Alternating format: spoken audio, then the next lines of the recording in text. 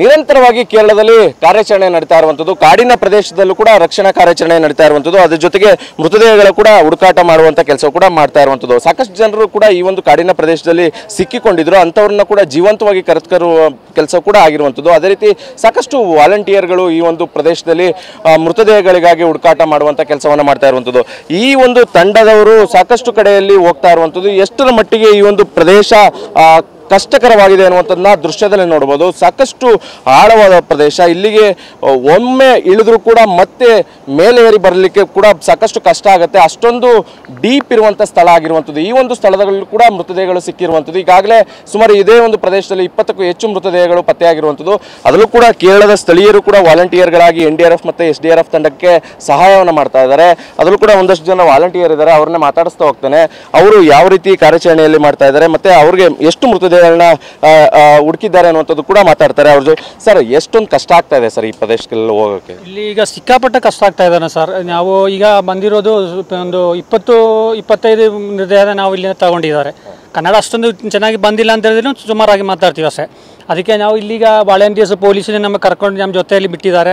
ಅವ್ರ ಜೊತೆಯಲ್ಲಿ ಬಂದ್ಬಿಟ್ಟು ನಾವು ಈ ಚಾಲಿಯಾರ್ ಅಂತ ಒಂದು ಜಾಗ ಇದೆ, ಚೂಜಿಪಾರ ಅಂತ ಚಾಲಿಯಾರ್ ಅಂತ, ಚಿಕ್ಕಪಟ್ಟು ದೂರ ಹೋಗಬೇಕು. ಅದು ಒಂದು 4-5 ಕಿಲೋಮೀಟರ್ ದೂರ ಹೋಗಬೇಕು. ನಡ್ಕೊಂಡು ಹೋಗಿ ನಾವು ಹುಡುಕ್ತಾ ಇದ್ದೀವಿ. ಈಗ ಇನ್ನು ಸಿಕ್ಕದಿದ್ದಾದಂತ ಹೇಳಿದ್ರೆ ನಾವು ಅಲ್ಲಿಂದ ಹೆಲಿಕಾಪ್ಟರ್ ತಂದಂದ್ಬಿಟ್ಟು ಹೆಲಿಕಾಪ್ಟರ್ ಅಲ್ಲಿ ತಗೊಂಡ್ಬರ್ತಾರೆ. ನಾವು ಸಿಕ್ಕಿದ್ರೆ ಅಂತ ಅವರಿಗೆ ಇನ್ಫಾರ್ಮ್ ಮಾಡಿದ್ರೆ ಸಾಕು.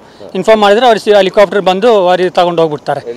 ಹೆಲಿಕಾಪ್ಟರ್ ಹೌದು. ನೀವೆಷ್ಟು ಬಾಡಿಗಳನ್ನ ಹುಡುಕಿದ್ದಾರೆ ಸರ್ ಇವರಿಗೆ? ಅದೇ ನಾವೊಂದು 22 ಬಾಡಿಗಳು ಹುಡುಕಿದ್ದಾರೆ ಇಲ್ಲಿ ಈಗ ಸಿಕ್ಕಿರೋದು ನಮಗೆ. ಚಾಂಪಿಯನ್ಸ್ ಕ್ಲಬ್ ಅಂತ ಒಂದು ಕ್ಲಬ್ ಇದೆ, ನಾವು ರಿಪ್ಪಂದ ಬರ್ತಾ ಇರೋದು, ಮೂಪನಾಡು ಪಂಚಾಯತ್ದು. ಹಂಗೆ ನಾವು ಹೇಳೋದು ಅಲ್ಲಿಂದ ಬಂದಿರೋದು ನಾವು. ಇಲ್ಲಿ ನಮ್ಮ ನೋಡಿದರೆ ನಮ್ಮ ಏರಿಯಾ ಎಲ್ಲ ಕಾಣಿಸ್ತಾ ಇಲ್ಲಿಂದ. ನಮಗೆ ಸಿಕ್ಕಾಪಟ್ಟ ಈ ಜಾಗ ಎಲ್ಲ ನಮಗೆ ತುಂಬ ಪರಿಚಯ ಇರೋದು. ಅದಕ್ಕೋಸ್ಕರ ನಮ್ಮನ್ನು ಅಲ್ಲಿಂದ ಪೊಲೀಸ್ನವರು ನಮ್ಮನ್ನ ಕಳಿಸಿರೋದು ಇಲ್ಲಿಗೆ. ಅಲ್ಲಿ ಇಳಿಯೋದಕ್ಕೆಲ್ಲ ಕಷ್ಟ ಆಗುತ್ತಲ್ವ, ಭಾಳ ಕಷ್ಟ ಆಗ್ತಾ ಇದೆ ಅಲ್ವಾ ಅಂತ? ಹೌದು, ಇಳಿಯೋದಕ್ಕೆಲ್ಲ ತುಂಬ ಸಿಕ್ಕಾಪಟ್ಟ ಕಷ್ಟ. ಇನ್ನು ಒಮ್ಮೆ ಇಳಿದ್ರೆ ಕೂಡ ಮೇಲೆ ಬರೋದಕ್ಕೆ ಸಿಕ್ಕಾಪಟ್ಟ ಕಷ್ಟ.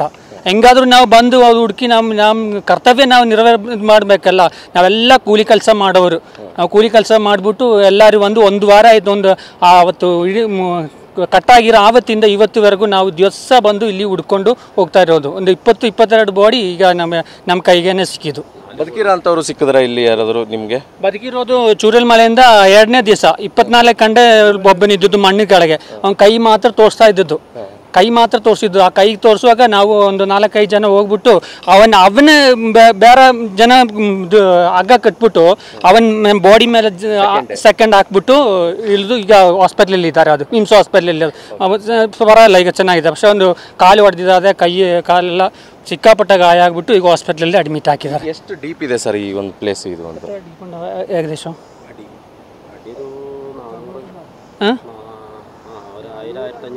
ಕರೆಕ್ಟಾಗಿ ನಮಗೆ ಗೊತ್ತಿಲ್ಲ. ಒಂದು 400-450 ಅಡಿ ಡೀಪ್ ಇದೆ ಇಲ್ಲಿಗ.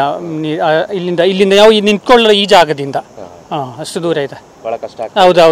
ಹುಡುಕಾಟ ಮಾಡೋದು ಕಷ್ಟ ಆಗ್ತಾ ಇದೆ ನಮಗೆ. ರಕ್ಷಣಾ ಸಿಬ್ಬಂದಿಗಳಿಗೂ ಸಾಕಷ್ಟು ತೊಂದರೆ ಆಗ್ತಾ ಇತ್ತು. ನೀವೆಲ್ಲ ವಾಲಂಟಿಯರ್ಗಳು ಕೂಡ ತೊಂದರೆ ಆಗಿದೆ, ಅವರು ಕೂಡ ಮಿಸ್ ಆಗ್ಬಿಟ್ಟಿದ್ರು ಅಂತ ಮಾಹಿತಿ ಇತ್ತು.